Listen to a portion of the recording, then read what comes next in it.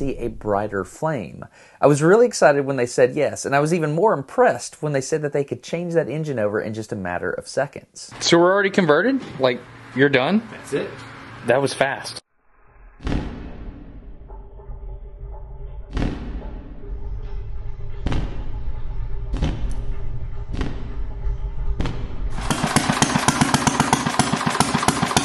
Man, that's good right there.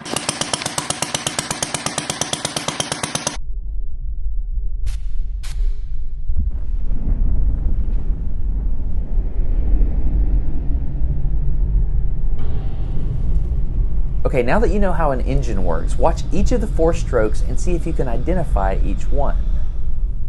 Intake, compression, power, exhaust.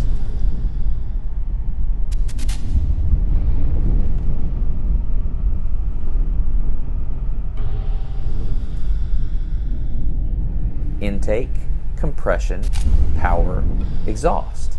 Now think about the engine in your car. All the explosions are synchronized together to make that one constant engine roaring sound.